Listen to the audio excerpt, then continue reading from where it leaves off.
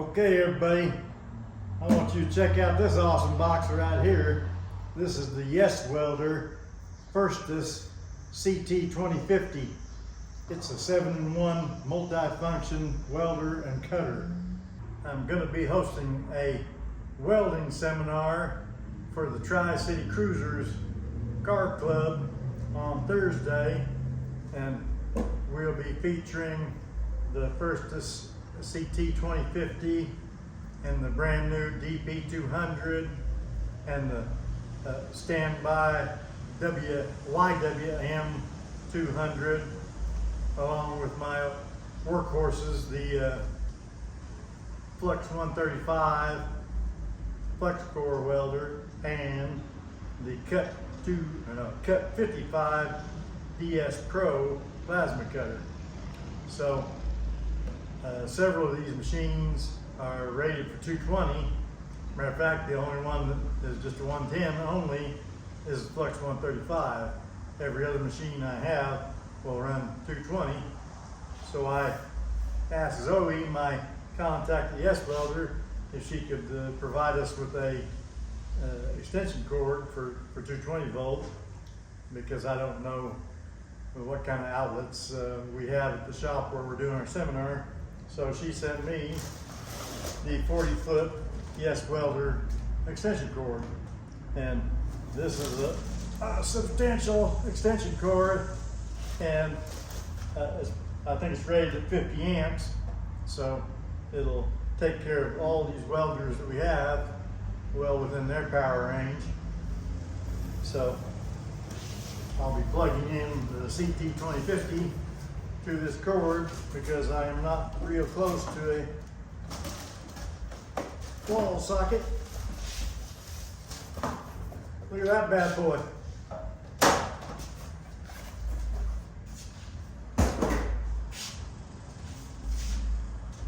Okay, we're gonna cut the plastic wrap.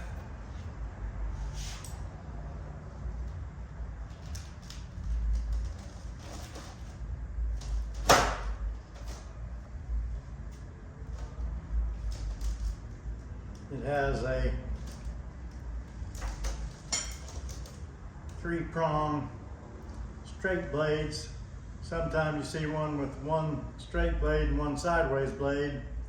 I think that's a dryer plug, but I'm pretty sure this is commonly known as a welder plug, but don't get me lying, but it's the right one for our machine, so I'm gonna plug it in. CT2050, just check out the length of the cord here. It appears to have a 6-foot cord. So we got 46 feet of cord all together for this setup. Take our protector off here. Goes like so. The switch was already on.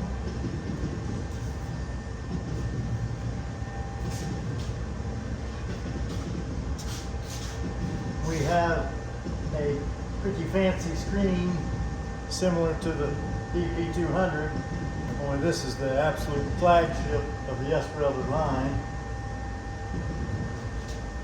And there's going to be all kinds of settings here that I don't know anything about because I'm not a TIG welder. I've never TIG welded in my life. We're going to do it on Thursday for the very first time. Well, I take that back. I'm going to attempt to start an arc and maybe run a little bit of bead before then so we don't waste too much time at the seminar. I'm hoping some of the guys have TIG welded before. They show me how to do it, because contrary to what people think I believe, I don't know everything.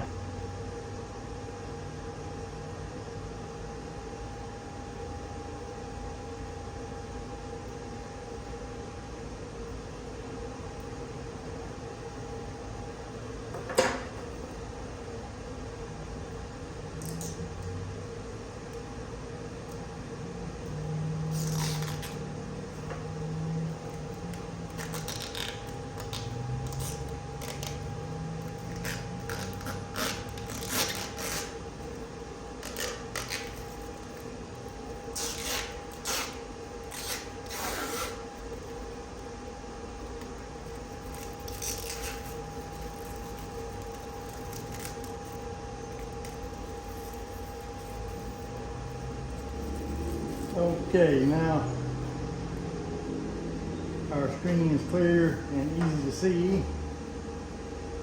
Let's see, over here we've got weld mode. Right now, let's turn it off. Switch is on the back.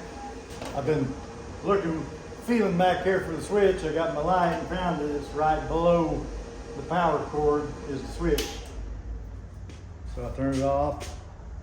Now I turn it back on.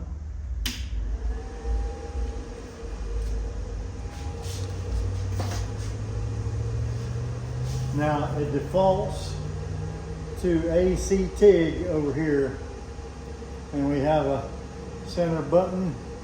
See the red bar there above AC TIG. The next one is DC TIG. The next one is stick. The next one is cut. The next one is cut COM. Don't know what that means. We went back to AC TIG. Next one is torch mode, 2T, 4T, foot pedal.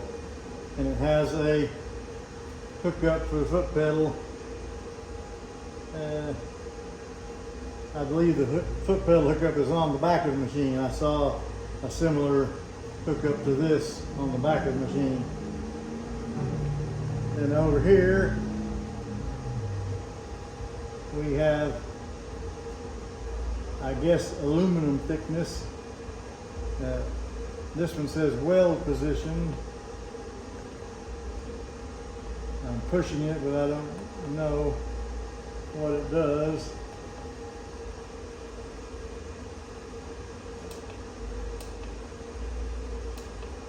I'm not seeing anything changing. So this weld position probably has something to do with one of the other modes. And then down here, AL thickness, I'm assuming is aluminum thickness.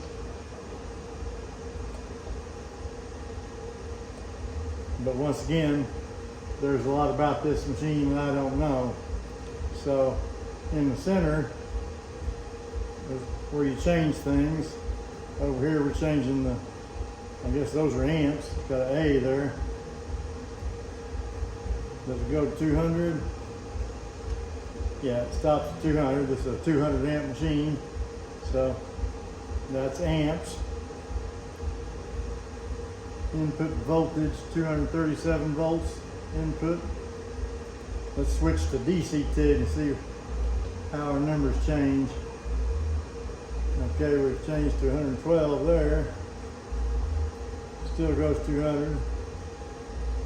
Oh, I forgot to push in on the button here to see if it does anything. Okay, S, I don't know what that means. Amps, S, whatever S is. Let's change to cut. 45 amps. It's showing a red compressor icon because we don't have any air hook to it. Yeah, 45 amps. Let's see.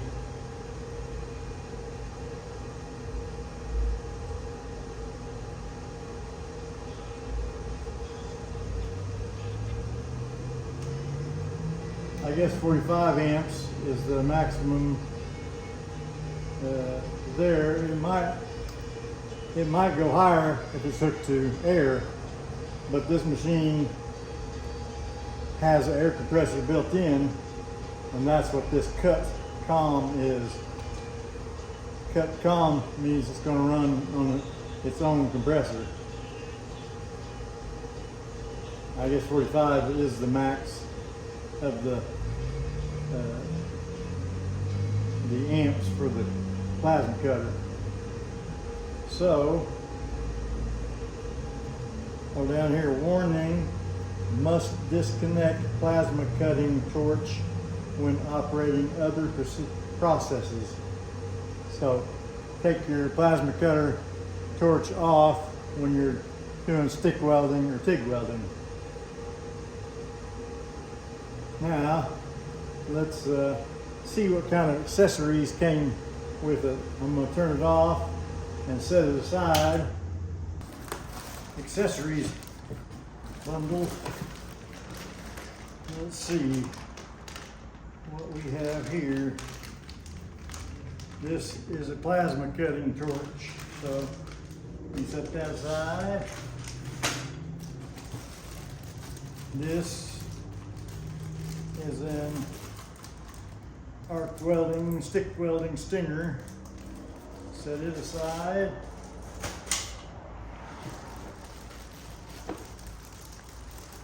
This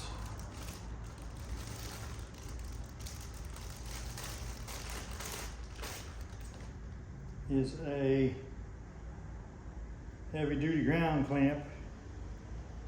Almost too much for Billy to squeeze. My arthritis says, oh, that's a tough one. So heavy duty ground clamp.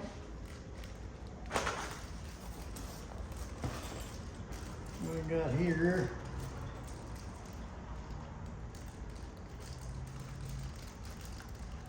These look like hose attachments and spare plugs. And I'm not sure what the purpose of all these is, but we'll find out. It may be to put a dryer on the back of the machine for the compressed air going in. This is a circuit breaker, a relay, 24 volts, 100 amps. GFR, FRL. This might be the water separator. Looks like it. There it is, a little water trap. If you're going to use your own compressed air, I guess. I'm not sure. You might have to have this hooked up to use the onboard compressor too. And what have we here? This appears to be the TIG welding torch. So there's our TIG torch. We've got a 110 adapter. So if you want to use the plasma cutter at 20 amps, you can by using this adapter. So you might be able to do some TIG welding at very low amps and maybe some stick welding at low amps. And at any rate, you can run this machine on 110 volts. It just won't be as versatile as it is on 120 volts. Here we have a gas hose with finished ends on both ends, the standard size. Then we have a tube of that goes with these fittings that I don't know if they go into the machine or come out of the machine from the compressor inside the machine and then pipe back in to this dryer and then back through the machine and in and out and whatever. I haven't read the instructions or anything yet, so I don't know for sure, but I'm gonna guess that's what it is. I'll put these pieces together because I bet that's what it does. I bet you the inside the machine compressor sends its air out of the machine so that it can go through the dryer, and there's probably a T or some sort to where you can plug your air hose from your shop in. But we'll see about all that. And then we got a fairly substantial manual here, which doesn't surprise me. It looks like it has quite a few pages. because there's a lot to learn on this one. I don't know what was in here, but we'll put this in there and the manual in there and move the box out of the way. I've already added my fittings here on both sides of the regulator water trap thing. Now we got a little gauge there, and we've got a little nut right here. The gauge lets us know that even though there's an arrow pointing that way, that's the airflow. This is the air coming out of the built-in air compressor. It's going to go in here, go through and out this way. So our gauge will be showing outwards. I don't need to tighten this nut any more than finger tight. I can tighten it good and finger tight. But if you're super strong, if you got super strong hands, don't strip your plastic nut. So now our regulator is mounted, and they gave us plenty of hose. So the hose just pushes into these push fittings. Make sure you push it all the way down in there. I want it to be able to go in straight, so make sure you bend it in such a way that it can. And right there is my bend, so I'm going to cut it right here where my fingers are. Then I'm going to take it, well, first I'm going to take it out of here and I'm going to put it in here. There, now it's in there.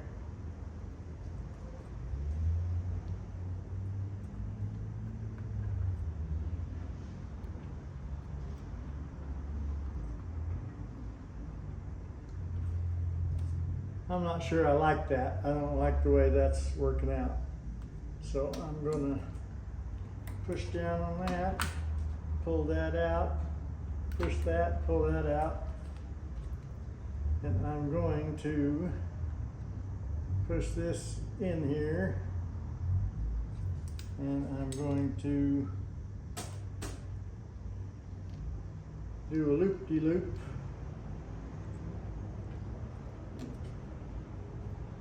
And put it in like so. I don't want all this stuff sticking out, so I'm going to put it back there, and I'm going to cut it right here. I moved it a little bit for a little more slack. Make sure you cut it square. Now, coming around.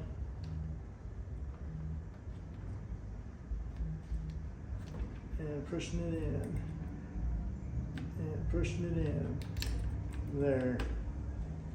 Now it's not in the bind, so I'll do the same thing over here. Push it in, go around, make sure I got a little extra slack.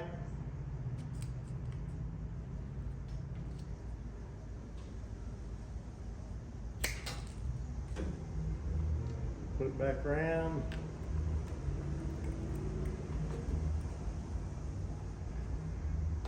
Turn that where I want it. Push it in. There. Now we are set. This is all set up for plasma cutting with the onboard compressor. So we're going to try that right now. Now, look how much hose I have left over. I need to make a hose with this fitting. I need to put I didn't like the way my hose was sitting, so I updated it. So now I can take it loose from, this is my shop air. I can take it loose and plug in my shop air and then plug in my hose over here. I've got it taped to the power cord, and I can take it back loose, plug in my onboard compressor,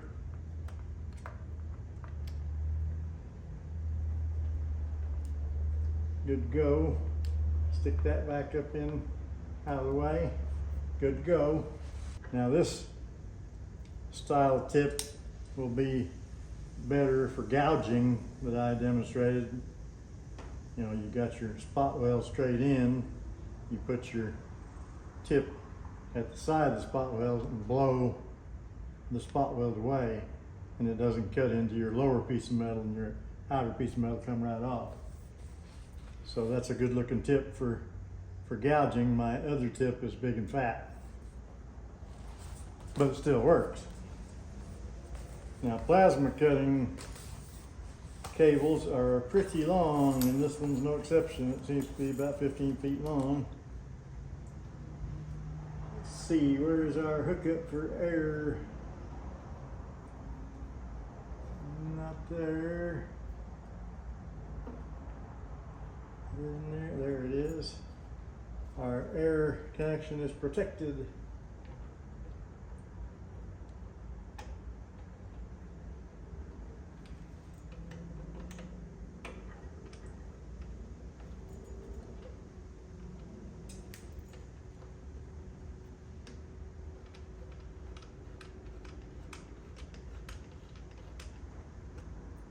Finger tight is good enough.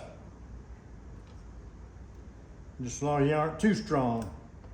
That's good enough. You check it every once in a while, make sure it's tight enough. Don't over tighten any of the stuff. It doesn't matter if a little air leaks out of there. It doesn't matter at all. So, before I put that on, I'm going to put this on. It has a tab at the bottom.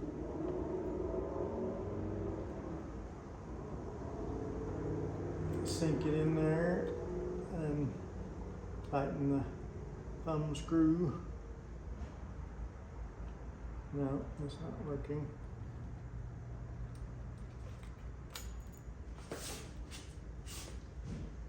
Get a better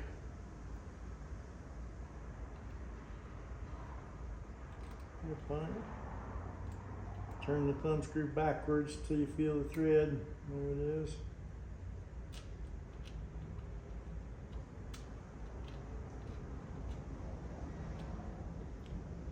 Tighten it finger tight.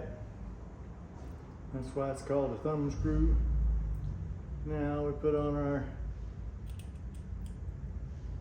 pilot arc cable. Let's take this around from the top where it's out of the way. Should have done that one same way, but I'll use it to hold that one out of the way.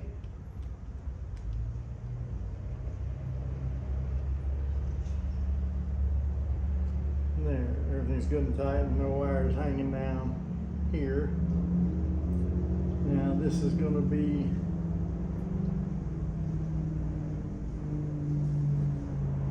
negative.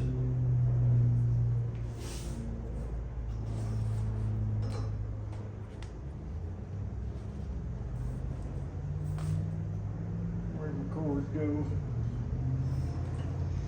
There's my big strong clamp. It's a two-hander. Ah.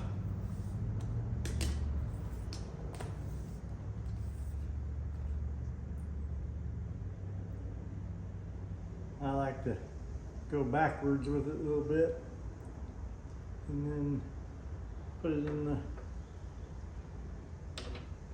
hole and tighten it up. Okay, we're ready for cutting. Okay, we're gonna test our plasma cutter see what it's made of. Here's our mode. We're on cut with the compressor. We're on 2T. We need 25 amps because we're cutting sheet metal. And I think that means we're ready. So I've got some sheet metal down here. Let's see what we can do.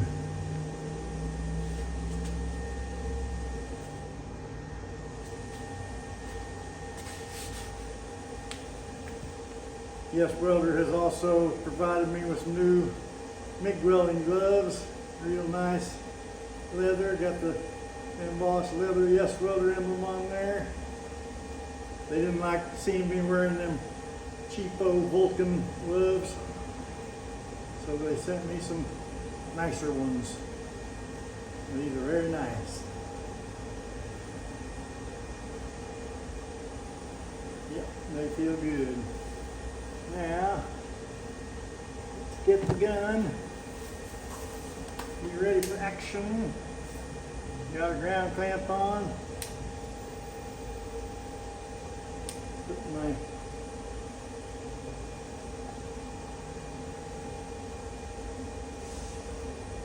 goggles in place. The only thing I don't have is my light. I can't see. You probably won't need this, but it's a necessity for me. I need maximum light.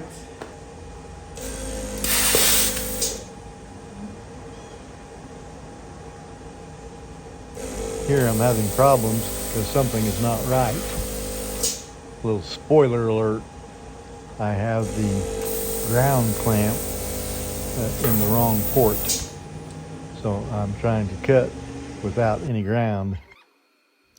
There's been a few times when I'm using the Cut 55 DS Pro that I'll be cutting and notice that there's some weirdness to the cutting. And then I look around, I see my ground clamp laying on the floor instead of clamped to the piece I'm trying to cut. And I'll tell you more about that here coming up in the video when I start trying to troubleshoot why I'm having problems here. I actually should have stopped to see if I could find the problem a lot sooner than I did, but here we go. Dum Billy got the cable in the wrong socket. There, now that's the way it's supposed to be. Let's see if we have better luck with our plasma cutting endeavors. I'm betting we will.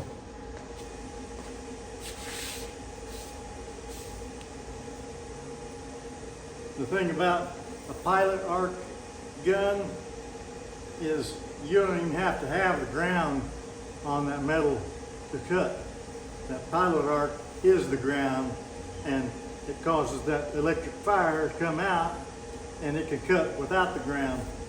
But to do neat cuts and cut right, well, you're going to have the ground hooked up right. And oops, now we've got that. Let's try again. Let's see what we got.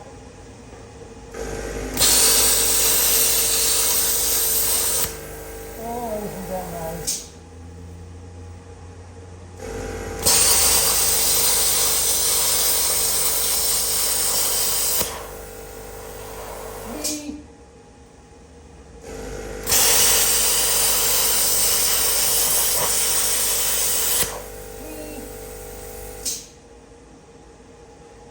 So it worked very good. And it's hooked up right.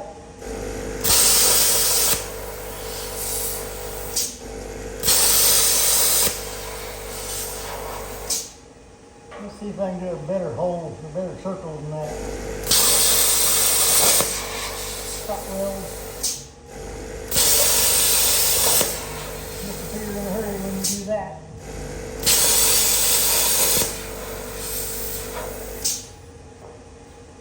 Okay, over here we've got some, well, I don't know what that is, it's probably 3/16. Put that out of the way. Put this on here.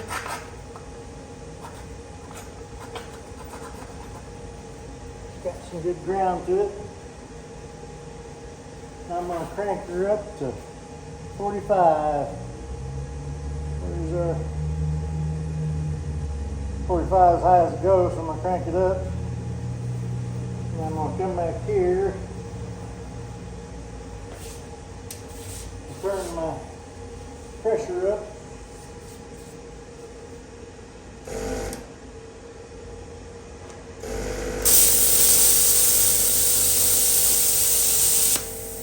And let's see what we can do.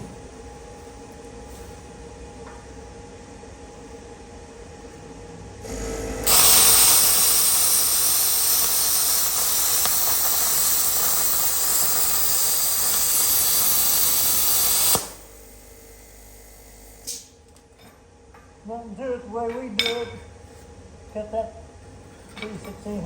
That's probably that's probably 3/16. Thicker than 8.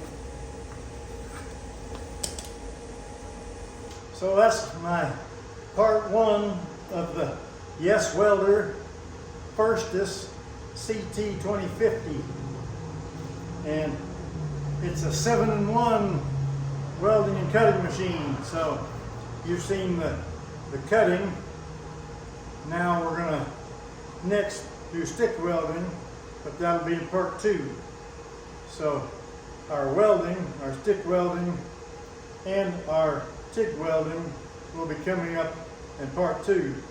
But when I do TIG welding, I'm going to be even worse than I was on setting up for plasma cutting, because I've never TIG welded. So wish me luck, and we'll see what happens. It may be the Thursday the 29th on my welding seminar before you get to see me do some TIG welding, but that's coming up, so keep an eye out for it.